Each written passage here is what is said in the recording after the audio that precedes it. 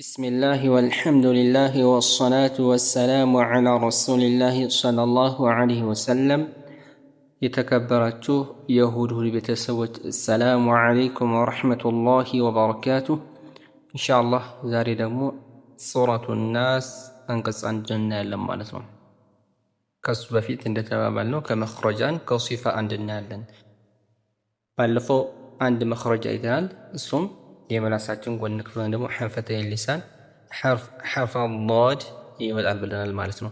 ዛሬ ደግሞ ሐርፍ ላምን እናያለን ማለት ነው። ሐርፍ ላም የሚወጣው የመላሳችን ጎን ክፍል ወይ ደግሞ ሐንፈተይ ሊሳን ማለት ነው።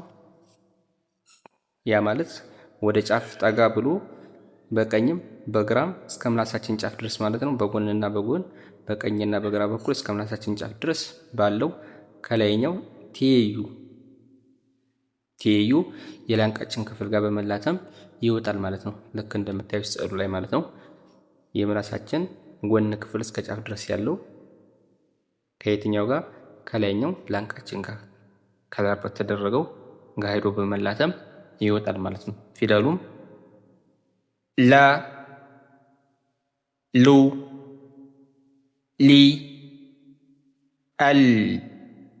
አል ስኩን በሚሆንበት ሰዓት በይንያ ስለሆነ በደንብ ግልጽ መሆን አለበት ማለት ነው። መንጠር የለበትም ማለት ነው።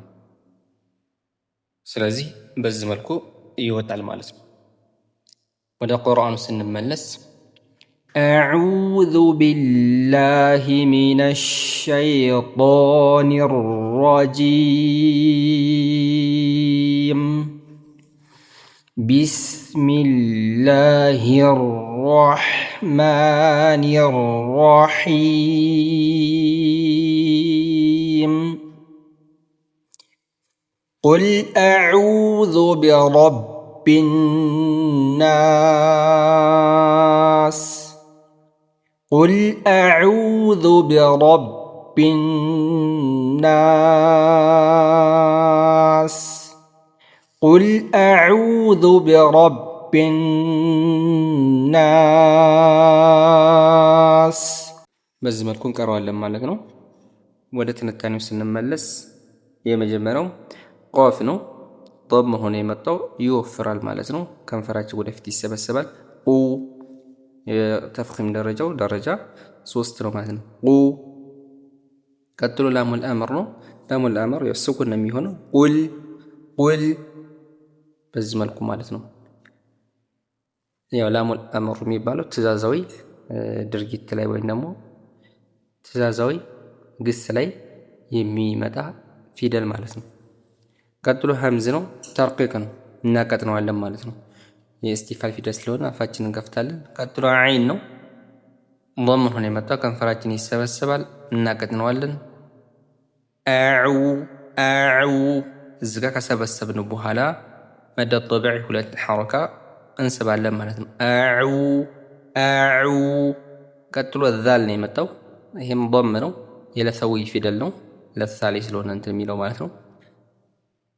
ስለዚህ እዚህ ጋር ከንፈራችን እዚህ ጋር የሚሰበስባል። ነገር ግን ለዓይን በሰበስብ ነው በዛው ቀጥለን ዛልን ምንቀራ አይሆንም ማለት ነው። ባለፈው ኢያከ ነዕቡዱ ስንል ለባም ለዳልም ተከታታይ መጥተው ከንፈራችን ይሰበስባል ባንዴ ብለን አይደለ? በተከታታይ በዛው ይቀጥላል። እዚህ ጋር ግን ምን አይሆንም ማለት ነው። አንድ ላይ አናደርገው። ለምን? እንዳይደበቅብን ማለት ነው። ለዓይን እንሰበስባለን፣ ለዛልም እናደርጋለን ማለት ነው። መልሰን ከመለስን በኋላ ለዓይን የሰበስበውን ከመለስን በኋላ መልሰን ለዛልም እንሰበስባለን ማለት ነው። ካልሆነ ይደበቅብናል ማለት ነው። ቀጥሎ በከስር ሆኖ የመጣው በደንብ እናቀጥነዋለን ማለት ነው። ብ እንዳይሆን ማለት ነው። ቁል አዑዙ ቢ ከዛ ራ ሙፈኸም ነው። እዚህ ጋር ይወፍራል። ፈትሕና ضማ ሲሆን ይወፍራል። ከስር ሲሆን ደግሞ ይቀጥናል። ስለዚህ ፈትሐን የሆነው ቢራ። ቀጥሎ ባሸዳ ነው። የሁለት ፊደል ውቃ ነው። ቢረቢ መጀመሪያ ስኩን ከዛ ከስሩ ማለት ነው። ቢረብ መጀመሪያ ብ እንላለን። ቢረቢ ከዛ ከስሩ ማለት ነው። ቀጥሎ ሐምዘቱል ወስል ነው የመጣው። ቱስቀጡ ወስለን ስናያይዝ ምን ትሆናለች? ትወርቃለች። ለምን? ይሄ ቃላት መካከል ላይ ስለመጣች ማለት ነው። ቱስቀጡ ወስለን ነገር ግን ሰዎች ለምሳሌ እንቅራ ቢሉ አናስ ብሎ መቅራት ይችላሉ ማለት ነው። እዚህ ጋር ለምሳሌ ለሰዎች ለማስተማር ቢፈልጉ አናስ ብሎ ሐምዘቱል ወስል ትቀራለች መጀመሪያ ስለተነሳነባት ማለት ነው። ፈትሐ ነው የምትሆነው፣ ምክንያቱም ቀጥሎ ያለ ላሙ ተዕሪፍ ስለሆነ የመጣው ማለት ነው። ቀጥሎ ኑን ሸዱ ነው የመጣው። ጉና ሐረከተይን ሁለት ሐረካ ጉና የምናደርገዋለን እንስበዋለን ማለት ነው። ሁለት ሐረካ ጉና እንስበዋለን ማለት ነው። ቢረቢና ቢረቢን ሁለት ሐረካ ያዝ ቢረቢን። ቀጥሎ አሊፍ ስኩን ነው የመጣው ማቀብሉ ፈትሐ ስለሆነ መድ ነው። መዱ መዘጋ ልናቆም ስለሆነ መዱ ዓሪዱ ሊስኩን ይባላል።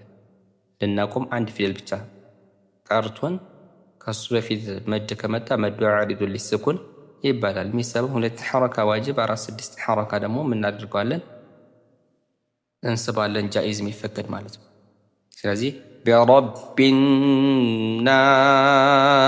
ቢረቢናስ እስከ 6 መሳብ ይቻላል ማለት ነው። ሌላው መጨረሻ ላይ ሲል ከስር ሆነ የመጣችው ልናቆም ነው። ስኩን እናደርገዋለን። ሀምስ ባህሪ ያላት ቢረቢናስ አስ። ሌላው ሶፊር ባህሪ ያላት አስ ልክ እንደነ ሶድ እና እንደነዘይ የሶፊር ባህሪ ያላት ሀምስ ፈሐሰሁ ሸክሱን ሰከት ልክ እንደነሱ ማለት ነው። የሀምስ ባህሪ ያላት የአየር ፍሰት ማለት ነው። ስለዚህ ቁርአኑን ስንቀረው ቁል አዑዙ ቢረቢናስ ቁል አዑዙ ቢረቢናስ ቁል አዑዙ ቢረቢናስ። እኔ በአራት ነው ሶስቱም የቀሩት እናንተ በሁለትም በስድስትም ያላችሁ ትሞክሩታላችሁ ማለት ነው።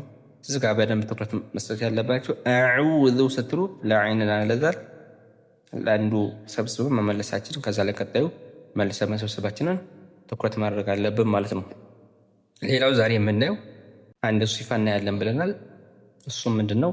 የኢንፊታህ ተቃራኒ ሆነው ኢጥባቅ ነው። ባለፈው ኢንፊታሖች አይተናል።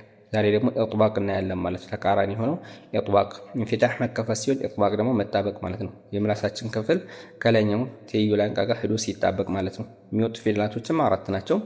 እነሱም ቦ፣ ቮ፣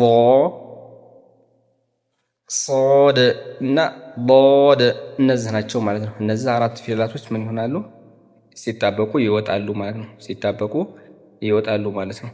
በቀጣይ እስከምንገናኝ ወሰላሙ አለይኩም ወረሕመቱላሂ ወበረካቱ።